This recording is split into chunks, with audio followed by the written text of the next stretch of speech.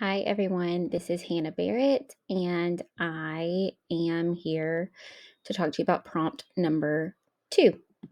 So, what role does reflection play in your own class, your own instructional practice? So, I read the article Reflective Practices, a Means to Teacher Development, and I really considered how reflection informs my own teaching. Reflection plays a crucial role in my instructional practice because it allows me to analyze what worked and what did not work in my classroom. By reflecting on lessons, student engagement, and learning outcomes, I am able to adjust instructional strategies to better meet the needs of all learners. Reflection also helps me recognize patterns in my teaching, such as which instructional approaches consistently engage students and which content areas may need a little more scaffolding. How do you utilize peer experts in becoming a better teacher?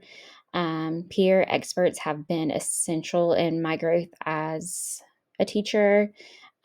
Collaborating with colleagues through co teaching, observation, and professional learning communities provides me with feedback, new strategies, and different perspectives that I might not have ever considered doing it alone.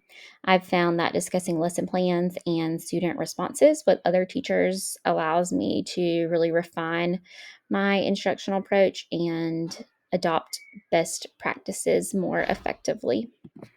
In what capacity does your prior knowledge and student experience influence your own growth as a teacher? My prior knowledge and student experience strongly influences my growth as a teacher. Having experience it with young learners allows me to anticipate common misconceptions. It helps me differentiate lessons more effectively and create developmentally appropriate instruction. I often draw from prior lessons that were successful or challenging, and I use those experiences to guide future planning. So, in this part is identifying a lesson that I developed as an undergraduate or in my early courses in graduate school. So, the lesson was sorting animals by traits, and this is a kindergarten science standard. So, the goals of this lesson, students should be able to identify and classify animals by traits, such as like fur, feathers, scales. Students will practice using academic vocabulary to describe the characteristics of the animals, and students will work collaboratively to compare and discuss their findings. The instructional approaches for this lesson were explicit instruction, introducing animal traits, read aloud of a book about animals, guided sorting activity using animal figures, group work to compare sorted groups, and independent practice with worksheets. So, the reflection of this lesson, I was a little successful at addressing all of my learners. Students who struggled with vocabulary really benefited from teacher guidance and visual aids. But then a few of my advanced learners were really not that challenged. Strategies that worked for this lesson were the hands on sorting, the read aloud discussion, and the group sharing. Strategies that were not very effective, the worksheets were way too easy for my advanced learners, and the transition time between activities could have went a little bit smoother. Integration across content areas, which I had science and language arts, was present, but it was very limited. Math skills like counting and graphing were including, but I could have done a little more integration and a little more explicit teaching. I think could have really strengthened the learning of that. So, for the revised lesson, the goals were that students will be able to classify animals based on their traits. Students will count and graph the number of animals in each category. Students will use new vocabulary words to describe animals, and students will collaborate to explain their reasoning to peers. So I tried to incorporate every standard every subject this go round for students. The approaches that were used were explicit instruction. I introduced animal traits and counting skills for the read aloud. Students were engaged in a story about animals, and we modeled vocabulary and we did some comprehension questions. We also did inquiry based learning, where students were able to investigate the animal figures and they were able to identify the traits that way. And we also use cooperative learning, which we did small groups where we sorted animals, we counted, and created a simple bar graph of the traits.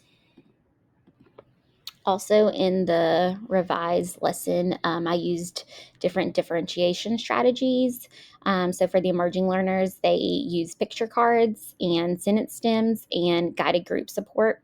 My on level learners, they completed the sorting, counting, and graphing with just a little bit of guidance from me. And my advanced learners were able to compare traits across different categories.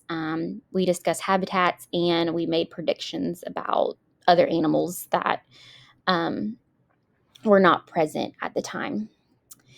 For assessment and monitoring, I did a lot of observations during the group work. We did formative checks with just a simple thumbs up, thumbs down for comprehension and questioning during the read aloud. And the bar graphs that students created were evidence of understanding of that skill. And I use a lot of positive reinforcement and clear group normals to just ensure engagement and appropriate behavior during those small groups. So, for my reflection piece, I think some of the successes that I had was that the revised lesson was definitely more successful in integrating math, language arts, and science. Students were engaged in hands-on sorting, graphing, and discussion, which increased participation compared to my original lesson. The cultural diversity and community engagement. I included diverse animals from different continents and habitats, promoting students to discuss where students live in relation to their own community. This really encouraged students to make connections to their own experiences. For student engagement, engagement was definitely higher in the revised lesson. Students were actively asking questions, participating in their groups, and shared observations. Changes in learning, student work indicated stronger understanding of both science and the math concepts. Students who struggled with vocabulary benefited from modeling and support from me and their peers. And my advanced learners were challenged through discussion of habitats and predictions. To continue on my reflection, some student example reflections. My struggling learners needed repeated vocabulary support for the future. I might provide a word bank and visual cue cards. My advanced learners, they really finished their task quickly and they needed more enrichment. So if I did this in the future, I think I would add an extension activity where maybe they categorize more complex traits or they create their own animal classification chart.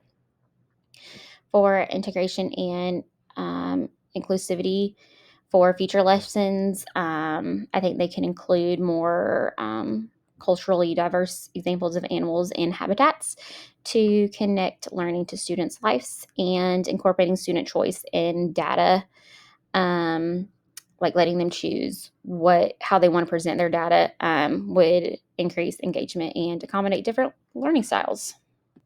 And for the final reflection, courses in my master's program that helped me develop reflective practices and deepen my PCK, expand instructional strategies.